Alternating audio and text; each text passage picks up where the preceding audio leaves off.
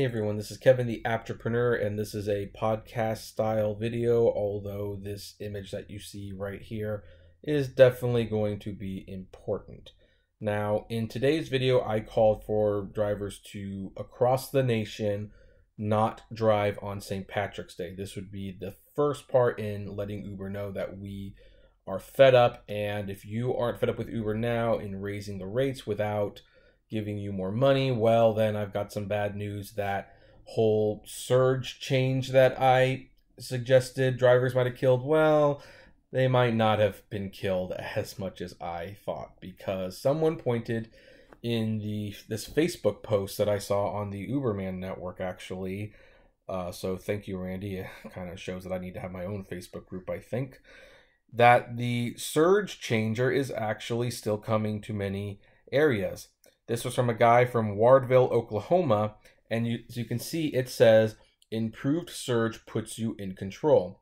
Surge is now a dollar amount defined by your location, not where your rider is. It'll appear on the screen like the example above. Now, what does that actually tell you? It doesn't really tell you much of anything, to be honest. It's just a little dollar sign, but here's what it is. This means that when you get a surge, it will be a set dollar amount. So let's say you get a $2 surge. You will get $2 on top of the fare. And it doesn't matter how far or how short the trip is, you will get that $2. Now, the slight positive about this thing, of course, is that if you are in a surge zone and you get a call outside of the surge zone, you will still get a surge. It'll be the $2, $5, or $10, however much it is on top of the fare. But here's the thing, and we have to keep in mind this is Uber, and Uber has never known to play fair. First of all, Uber is not changing how they're charging other passengers for the surge. Passengers are still paying the multiplier. We're just now getting a fraction of that, and I'm sorry if you hear my roommate in the background. He's decided to take a shower now all of a sudden, so great. Anyway, so let's say you get a surge ride that says $2, and the passenger might be paying $7 in surge. Obviously, Uber's going to pocket that other $5.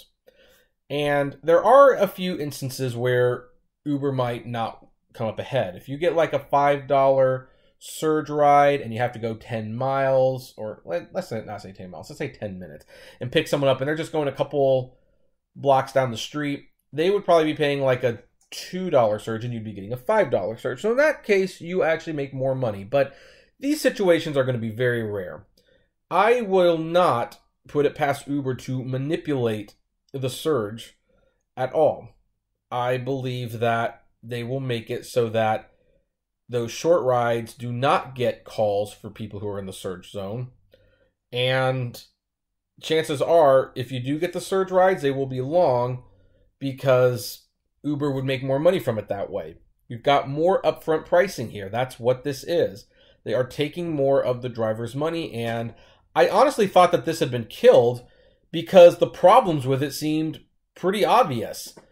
If people know they have to be in the surge zone to get a ride, then you have a bunch of drivers driving to the surge zone towards it and not driving outside of it. In fact, they might even turn the app off if they're outside the surge zone.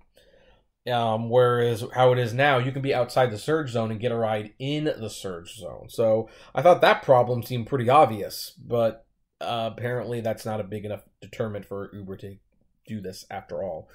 So it has at least moved on to Wardville, Oklahoma, and it will spread out more. So right now you have two major changes from Uber coming, where they are going to raise the prices on passengers without paying the drivers more, and to top it all off, they will be taking away the driver surge, where the drivers will get a couple dollars of the surge, but the vast bulk majority of it, the lion's share, will go to Uber, and this is definitely going to be 50, 60, sometimes 80% of the surge will go to Uber.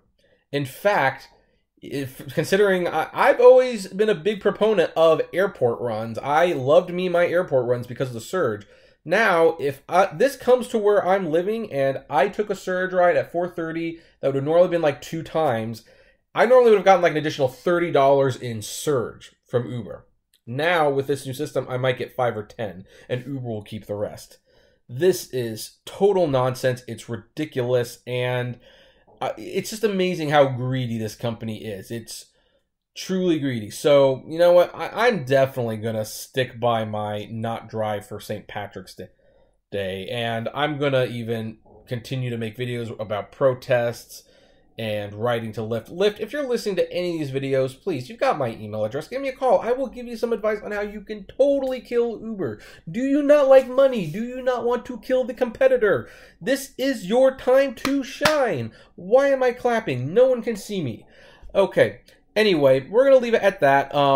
So share this video with every Uber driver you know. Let them know what is potentially coming. Get them mad. Get them to write letters. Comment below. And give it a thumbs up. And as always, flame responsibly. Have a good one.